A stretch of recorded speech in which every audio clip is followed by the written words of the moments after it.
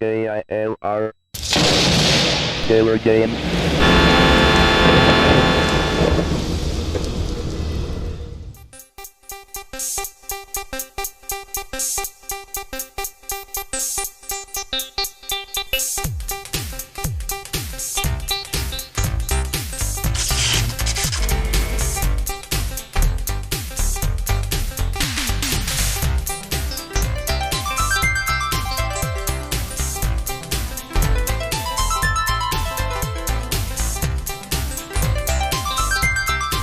Hello there, gamers, simmers, and pilots. I am the Killer Gamer, and welcome back to the World Tour featuring Flight Simulator 2 by Sublogic for the one and only Commodore 64. What a fantastic computer that was back in the 80s. All you had to do was just buy the bread box and hook it up to a TV. That's all you needed to do. Didn't have to buy a monitor. You could buy a monitor if you wanted to. But it had a cartridge port on it, so you could use it as a game machine and plug cartridges made for the Commodore 64 in there. But then there are also, discs, your regular floppy disk games and cassette games that you could play on there. So what an amazing machine that was when it came out. Now, granted, the VIC-20 came out before the Commodore 64. But the Commodore 64, that was the one. That was the popular one. And I'd have to say the next popular computer that come out after that was the Commodore Amiga 500. Because the Amiga 500, once again, was pretty much everything you needed was in the keyboard, and you just plugged, except it. Yeah, it did need a monitor, but there was like a TV device or something that you could plug into the back, and then you could plug your TV up to it. But anyways, that has nothing to do with flying. But we're going to go ahead and talk about what it is and where we're going to be happening to go. So, this is where we're at. We're at Muskegon, and we're going to be making a short little flight over here to Kent County International, the Grand Rapids, Michigan.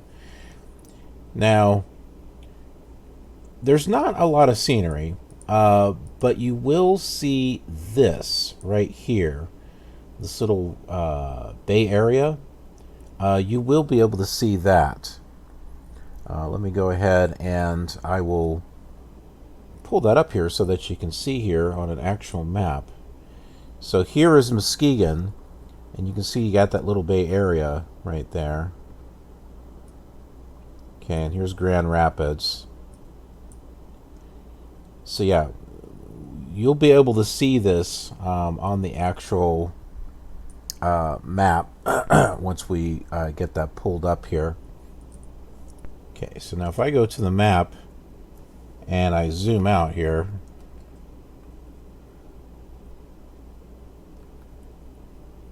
you can see it. I can't go too much further out, otherwise it's going to zoom out too much and then you'll see nothing but green. But you can see there's the bay area of Muskegon. So very, very similar to the map that we were looking at.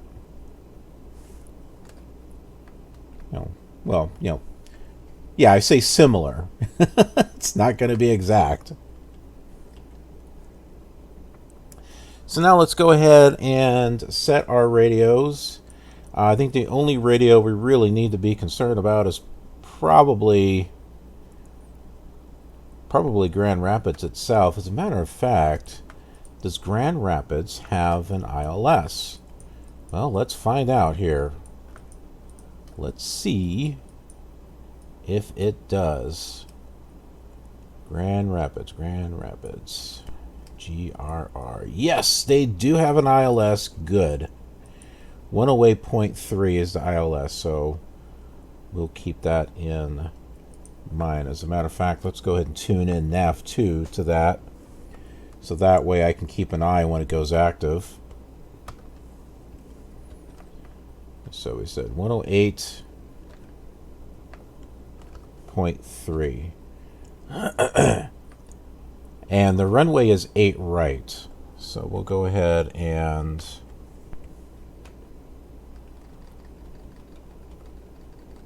change the OBS thing here to 8, 0. I don't know why it just wasn't holding the key down.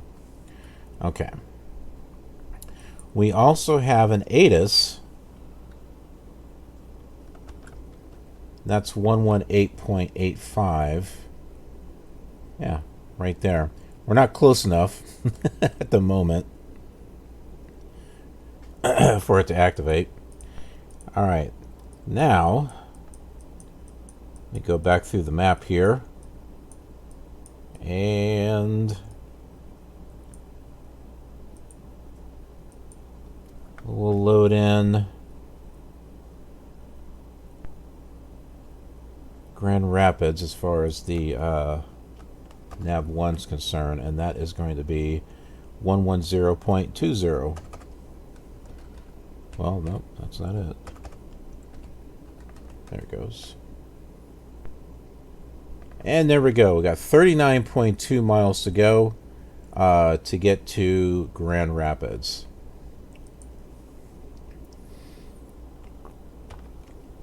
Now we'll go ahead and set the our little stopwatch looking OBS thing.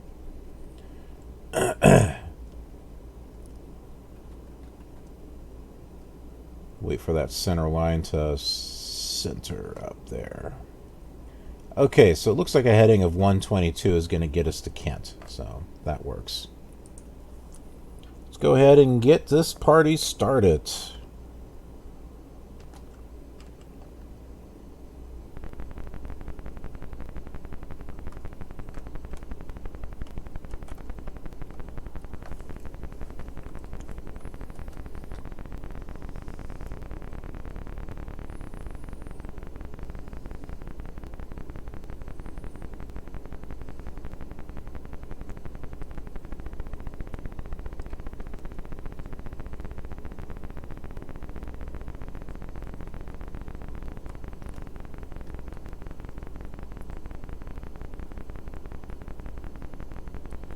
There's a runway right over here. We're going to get to the end of that and then turn around and lift off, because that way you'll be able to see that the Muskegon Bay.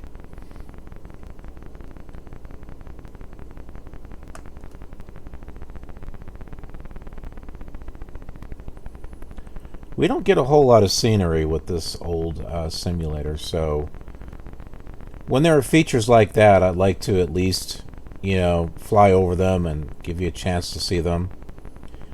And then that way, when we get to it in the later simulators, you'll be able to see how they look on that one with each of the different simulators.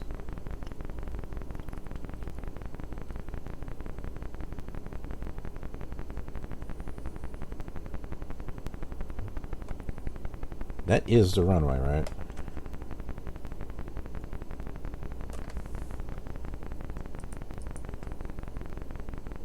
Oh, no, it's not.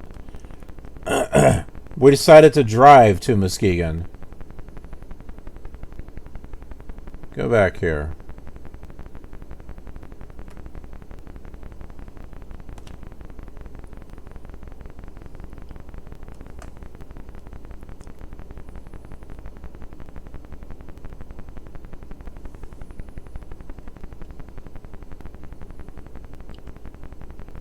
See, it gets really hard to try to navigate on the ground, because I mean, it's so easy to get the runways confused with the city because they're the same color. So you constantly will need to go back and forth to the map thing just to see where you're at. Let's just use this upcoming runway here as a... We'll just have to make use of it as a taxiway, and that way we won't get too lost.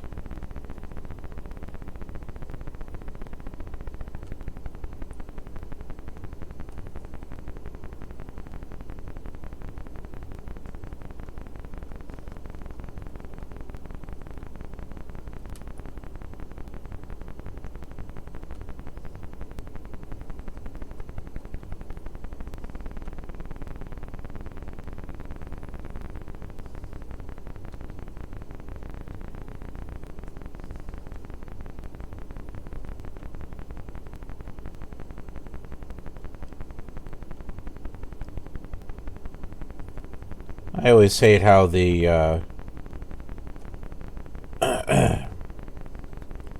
the runway tends to slide out from underneath you.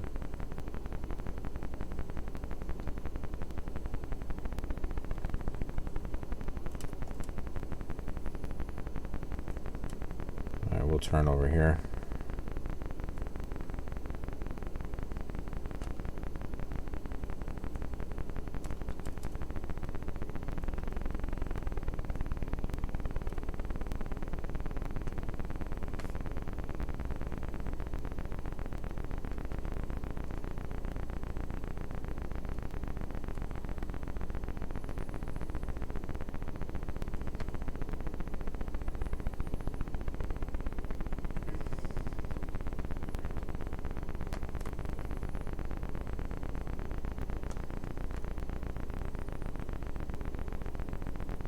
Okay, hold on. I see a runway right over here.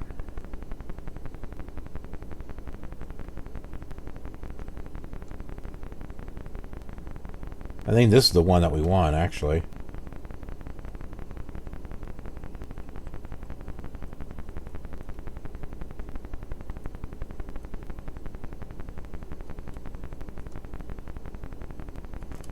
Oh! I'm hitting the wrong key. I was hitting the space bar. That's the brake, but that's not going to stop me from turning. I was doing it again.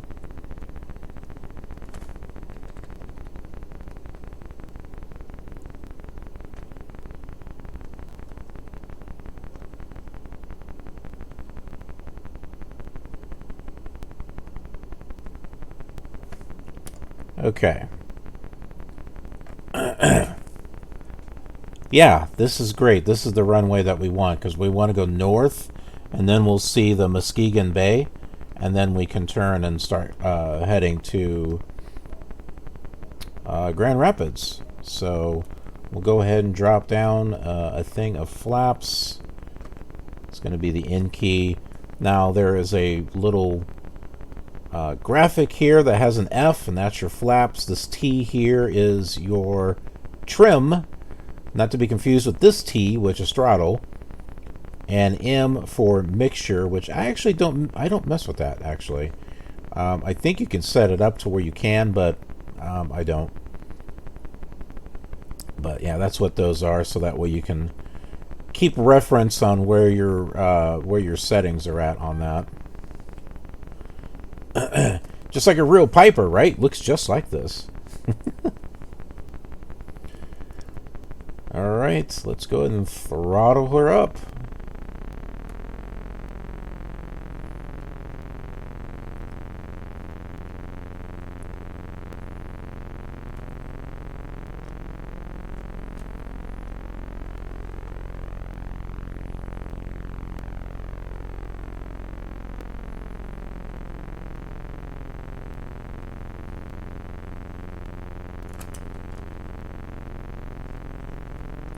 I wasn't going up as quickly as I thought.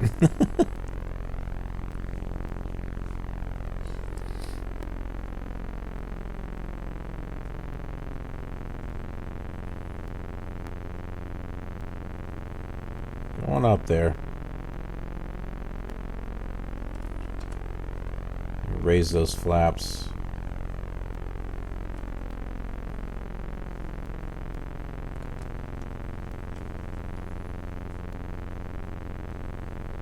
That seems a little...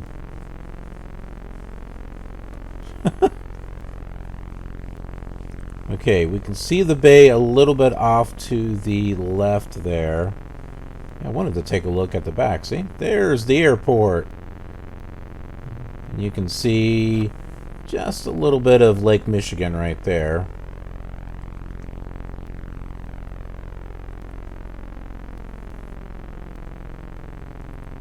So let's make a left turn here.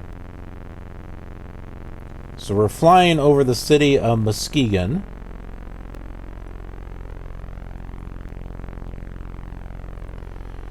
And what we're seeing here is the Muskegon Bay.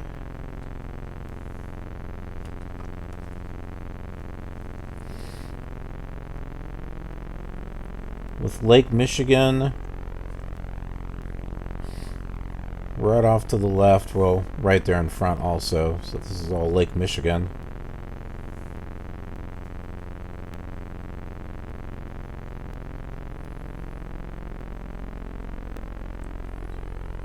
Now just wait until you see this on the later simulators. Because we do this same flight on all the other simulators as well.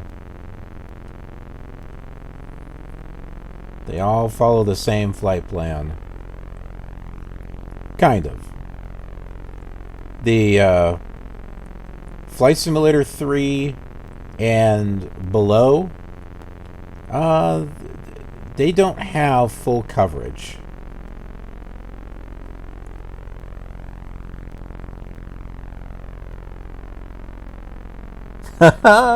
Hey, Sleeping Jack, how you doing, bud?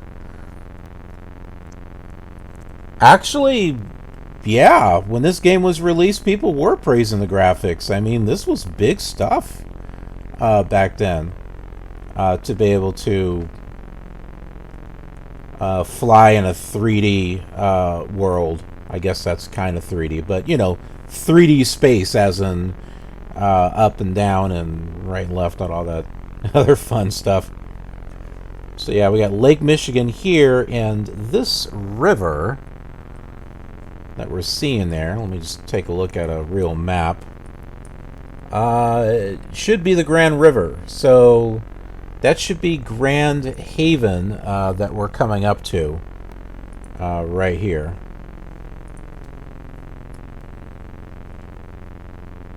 Which is not our destination. We're actually going to Grand Rapids.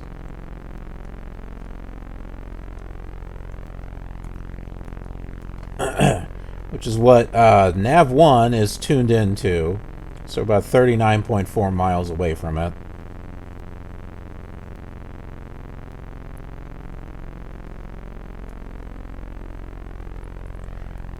You know, the fun thing about the old simulators is the fact that you kind of have to use your imagination along with it. Which is something that I did when I was a teenager playing this. I was like, yeah, you know, it looks nothing like the real world, but just being able to have something like this with just some very basic scenery and then try to use imagination to fill in, you know, all the gaps and stuff was just kind of neat for me, especially, you know, when flying. It's just like, oh, hey, I'm flying from this city to this city, and there really wasn't anything like this back then. I mean, for the Commodore 64, you had this, and Microsoft, or, you know, PC. There was Microsoft Flight Simulator 2. Which this one and Microsoft versions are relatively very, very close. I mean, the scenery is practically the same. I think the Microsoft Flight Simulator 2 looks better, especially if you use a composite monitor, then you get color. But I think the even though it's got jaggies too, it doesn't seem to have like these thick jagged lines. But that's just from what I've noticed. Kind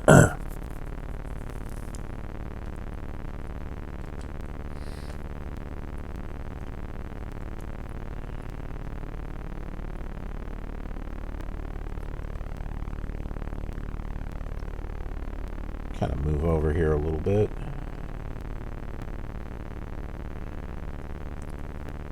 Okay, so we know this is the Grand River. So what are these two white lines? Well, those are roads. And let me go back to an actual Google map here and see what they are. So one of them is going to be Interstate 96, I believe. Okay, I think one of them is 96 and the other one is 196. I think that's what that is. Let me just pull a real map up here so you guys can take a look here. So here's Muskegon, right up here on the top left. Grand Rapids is right here, pretty much in the center of the screen. So you can see there's Interstate 96, which I think is the one that we're pretty close to, because here's the river. And then coming up from the side, it's either 196 or it's 131. I'm not sure which one. But just to kind of give you an idea,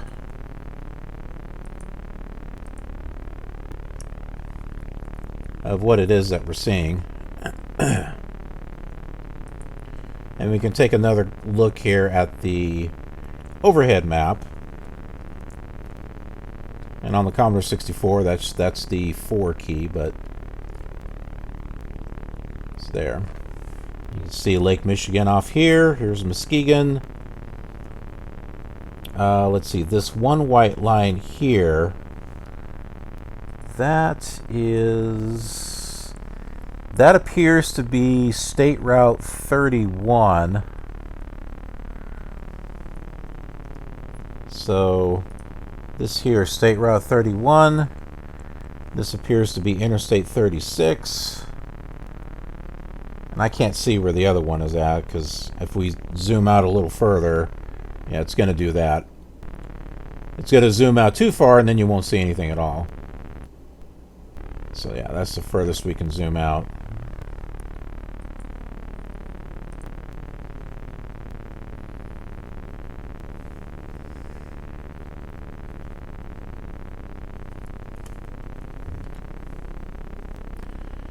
Let's see if we can actually land this time.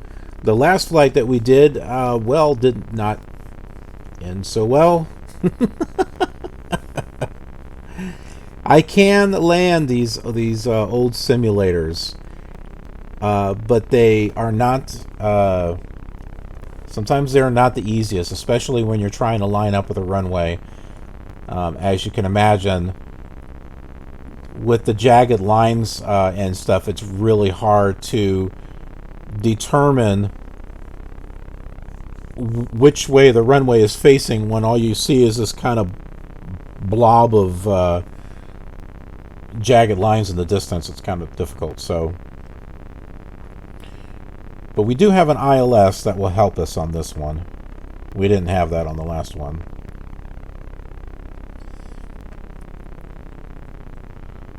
Well, one thing you don't want to do is stall in this old simulator, because when you stall, think of that stall light and that stall sound as a game over sound, because it just nosedives after that. Whereas the later simulators, it's a lot more forgiving. You still have somewhat of some control. It just doesn't instantly go into a nosedive. Alright, so that is Grand Rapids up ahead. Grand Rapids, Michigan.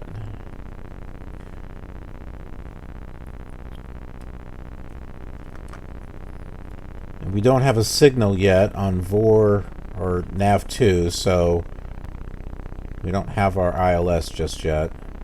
So as soon as this activates, I'll know to change NAV1 to 108.3. That's why I've got that tuned in there to NAV2.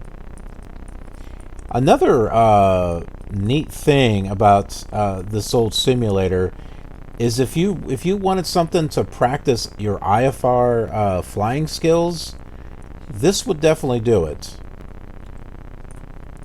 Because well, there's not much VFR to, other than a few reference things like a blue line for a river and a white line for a highway or a interstate, freeway, or whatever, and a brown patch for a city. As far as being able to determine how high you are, I mean, you got to use your altimeter. You got to use your instruments.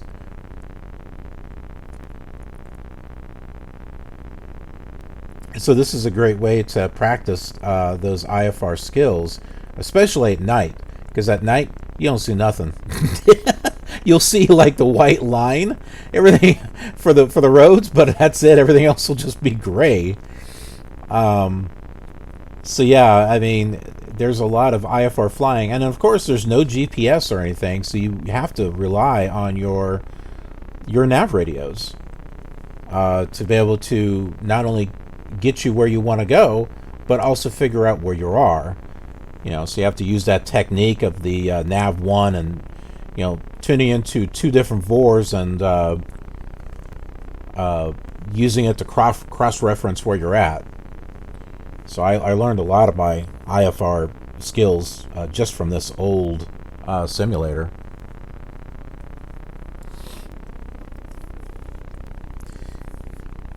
Yeah, for the time, the instruments were pretty cool. I always thought that these OBSs look like watches. I mean, that's kind of like, I mean, I had a watch that looked just like this. It had like a little thing over here where you wind the watch. It's kind of like what this looks like.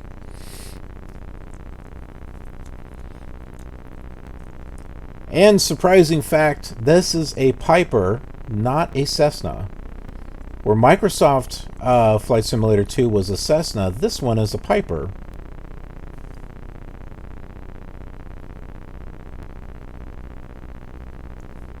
I'm not quite sure why they opted to change that around.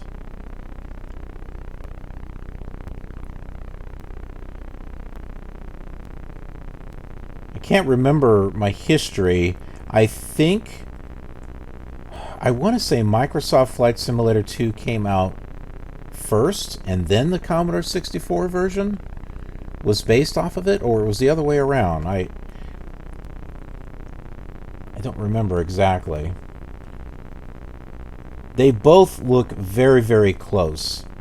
Microsoft Flight Simulator 2, with it being a Cessna, you've actually got retractable landing gear with it, where this one you don't.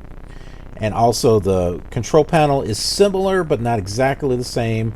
And you have that little curve going on over here at the edge of the dash, which they've continued that look through all the different versions of Microsoft Flight Simulator. Where this one, it's just straight across, like that.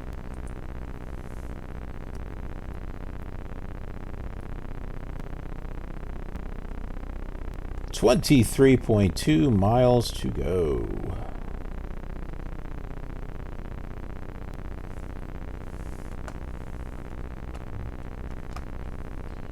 Oh, I am glad I set my altimeter. I don't know if you saw that.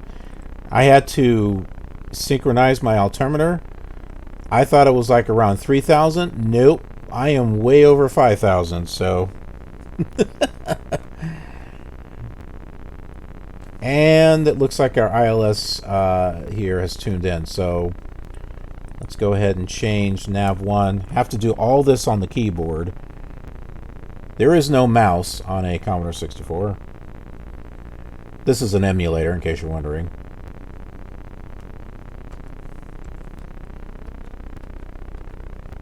Okay, one wait.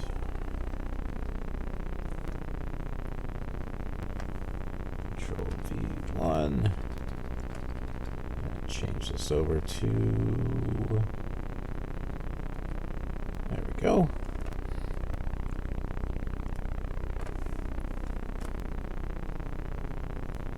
$17 miles to go, and we're going about 120 knots, so yeah, let's drop some flaps here. Let's slow this down. We want to go down, but we don't want to be speeding down like a rocket either.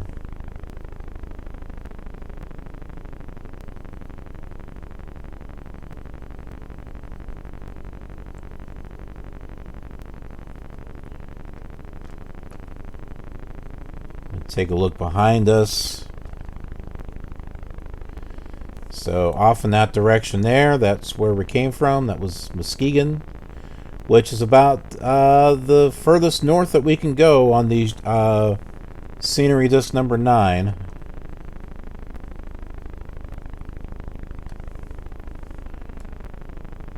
If Sublogic had finished the rest of the Scenery Disks, we would have had scenery north of that, but they didn't. I hope some C64 home brewers might be willing to finish those scenery disks off, but I don't think there would be much interest in that. If someone did, I would definitely fly those areas.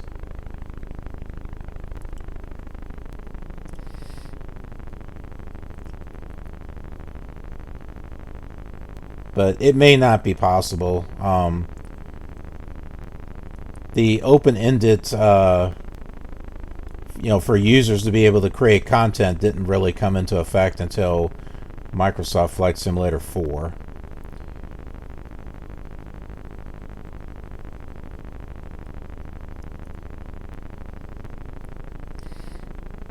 And with that one, you can get full USA coverage because there's the Sublogic USA East and USA West packages, which is completely different than the separate scenery discs that they used to put out.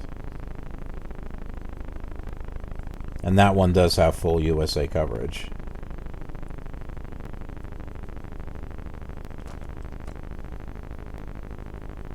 Alright, so the city of Grand Rapids, but the airport is somewhere out there, 14 miles away.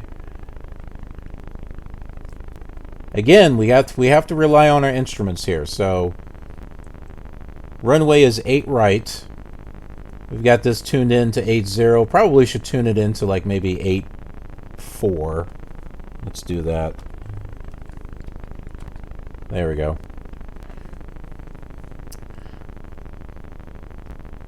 And we're 13 miles away.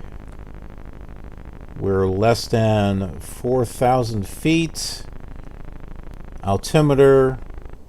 That means it's loading something. And I bet that's the airport. This line right there, I bet is the airport.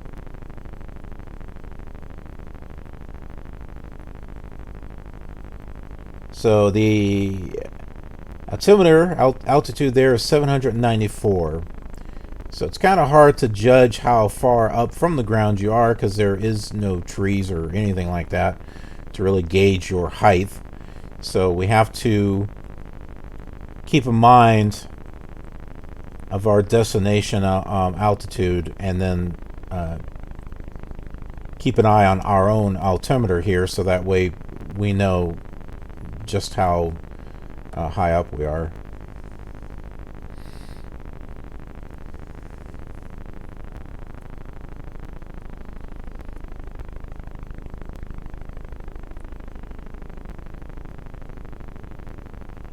So let's have a good landing on this one this time.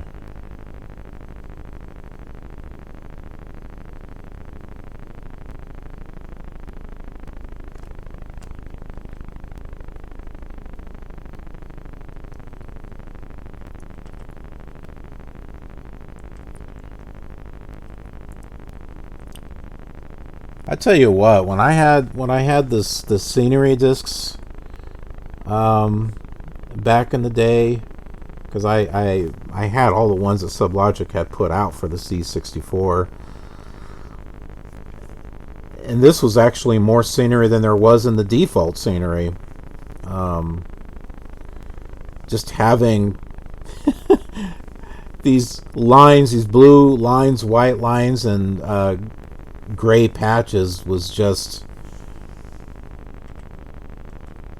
It was just exciting at the time. I'm like, ooh, there's more to see.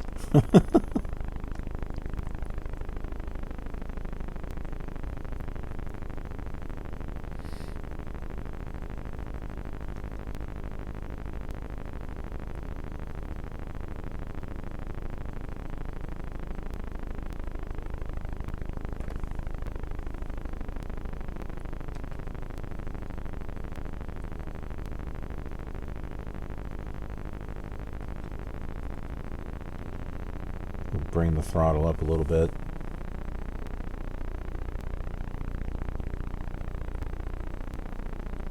Yeah, we'll try to level off right around here, around 2,500.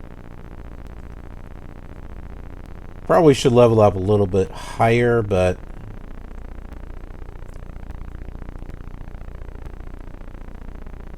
don't like to fly too high when it comes to the old simulators. It's really hard to the plane response, as you can imagine, is not as fluid as a newer simulator. So like on a newer simulator, if I was too high up, I'd be able to like angle down and fly down and do like a crazy maneuver that I would not be able to do in this right here.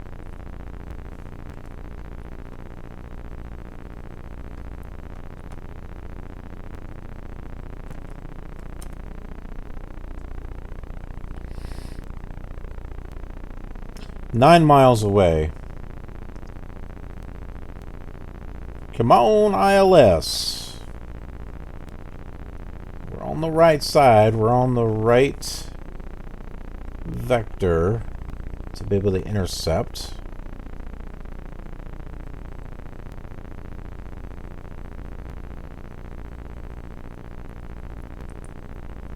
Just waiting for that magic needle to move. Oh, there's our glide slope. It's beginning to move.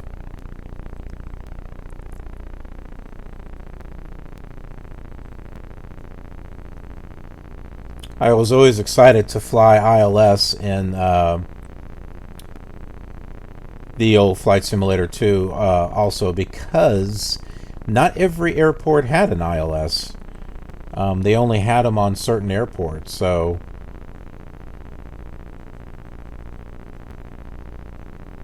it was kind of exciting to like, oh yes, I get to go to an airport that has an ILS.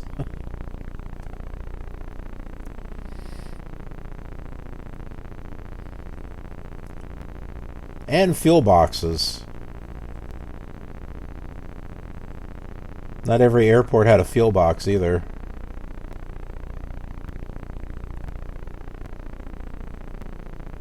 My goodness, we're 7 miles away. Where is that vector at? I'm going to lower one more thing of flaps here.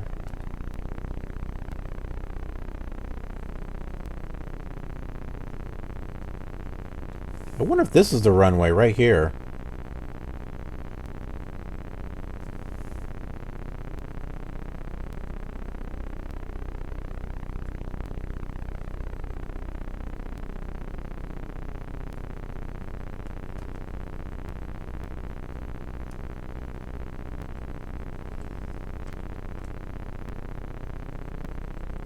Yeah.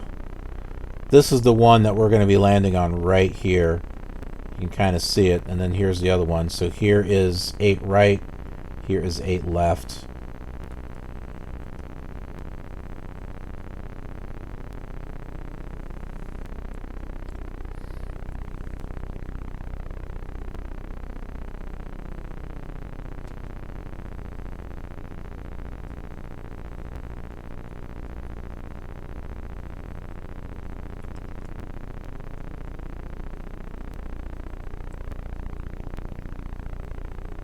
Imagine we'll be turning here very soon.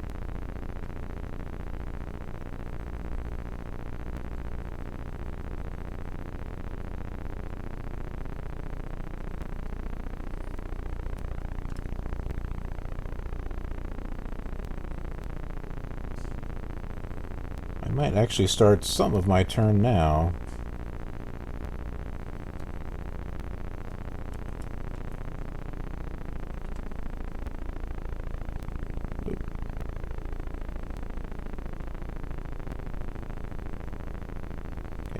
That was a little too much there.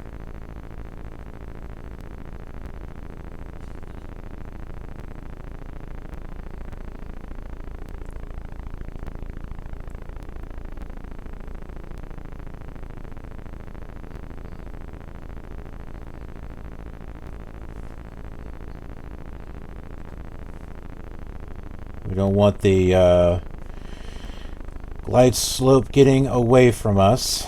It's just a little bit below of where we currently are at. But you can see what I mean. This is where we have to kind of utilize our IFR instrument skills, because just looking at this, you can't really tell how high you are.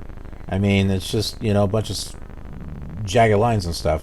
So by looking at our altimeter being over 2,000 and the fact that this area is around a height of 794, we know that we're what, about 1,500 feet above ground level. And look at this, it's moving. I see it moving here, so that's good.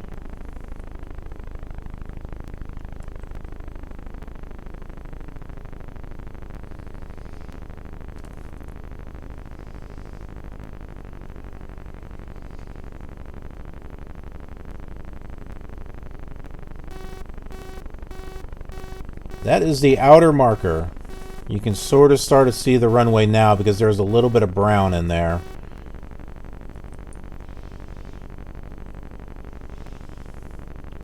There we go. We're seeing some taxiways and stuff starting to show up.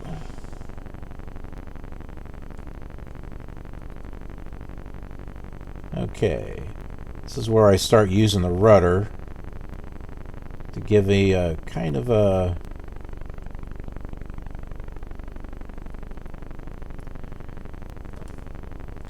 ooh.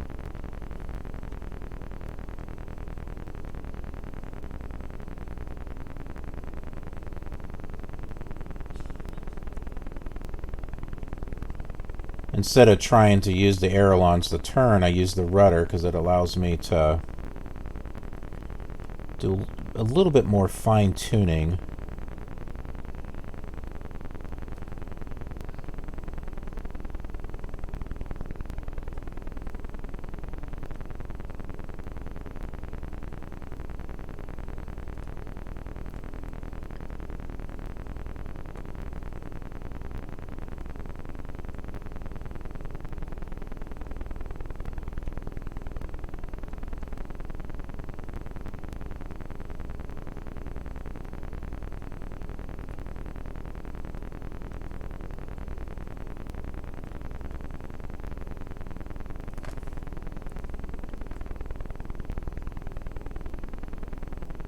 So our descent looks good.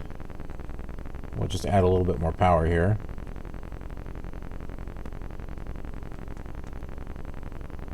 I think we're sliding off to the left a little bit.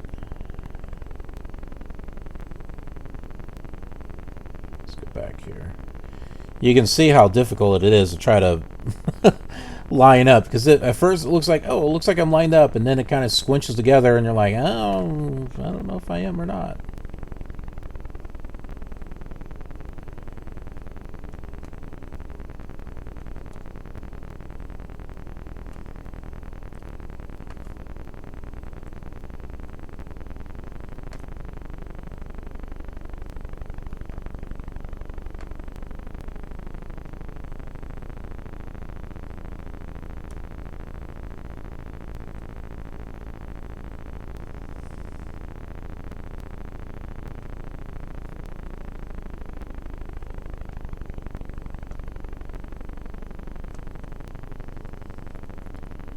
Yeah, we're coming off to the side here.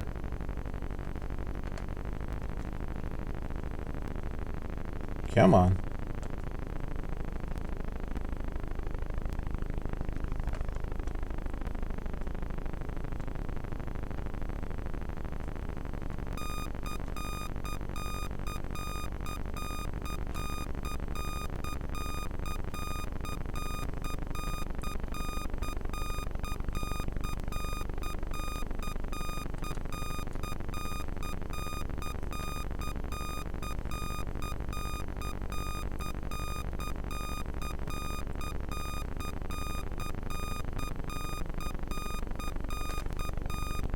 Sounds like a helicopter.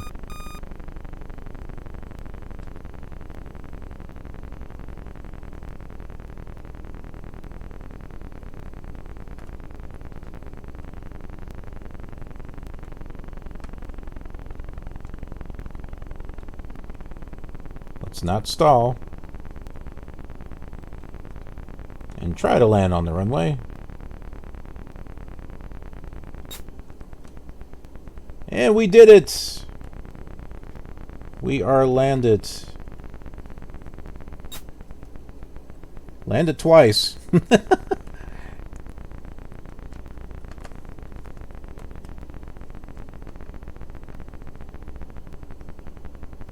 Alright, let's take a look at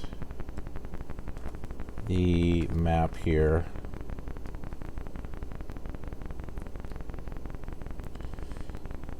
So here it is. This is Kent County International. Ah, and there's our fuel box. Our fuel box is right over here. I gotta love how the taxiways are just kind of like these lines or something. I guess that's what they are. They're not. I mean, they're not completely. It's sometimes they're just lines, and sometimes they're outlines, and sometimes they're actually filled in. And then sometimes there aren't any at all.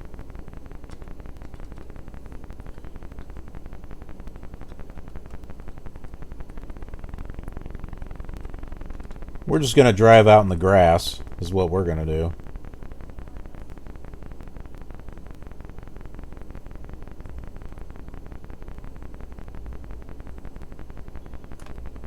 Oh, there's a line over here we can follow.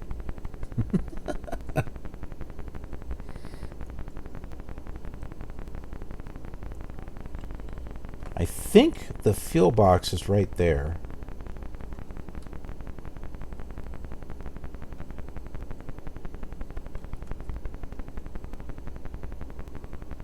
Nope. It's over here.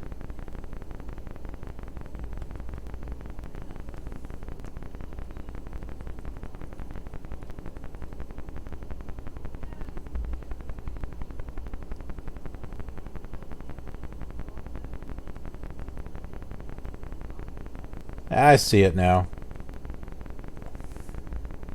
Right here. It's got some brown lines that are outlining it. It's funny how a fuel box literally is a box. And this, although they're referring to just the square box on the ground with an F on it, these actually have a box sitting next to it. Almost looks like a bar of soap.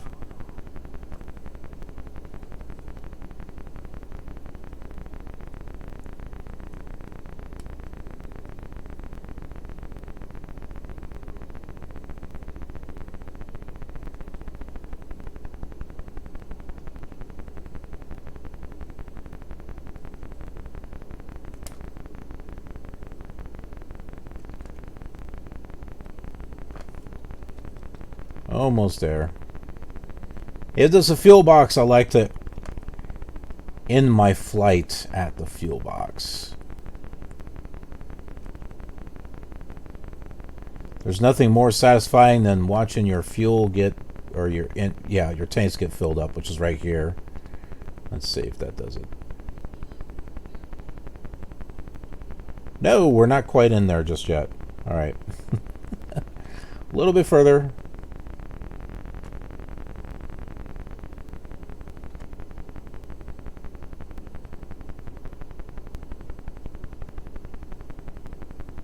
Oh my, it's not working. There it goes, there it goes. Okay. So our tanks are topped off.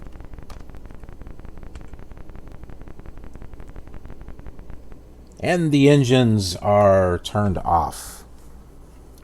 So we are here now at Grand Rapids, Michigan, Kent County International. We landed. It was great. No crashing or anything this time. So I want to thank everyone who's been watching. I appreciate it, and I hope you've been enjoying this series so far. If you haven't subscribed, be sure to subscribe, and that way you'll get notified of new videos when they're posted. And Twitch is definitely a thing. You want to follow me on Twitch, twitch.tv/KILRGamer, so that way you'll get notified when I go live when recording this footage. It'll give you a chance to be a part of the show, like Sleeping Jackal actually joined me on this particular stream. So shout out to Sleeping Jackal. for joining me on the live stream for this particular flight. And if you follow me on Twitch, you'll know when I go live, and maybe you can get a shout out as well. But anyways, thanks for watching. I appreciate it. Be sure to check out everything that's on the YouTube channel, because there's all kinds of flights, not just the C64. There's all the other ones as well as other types of games and programs. But anyways, thanks for watching, and I'll see you on the next leg of our adventure.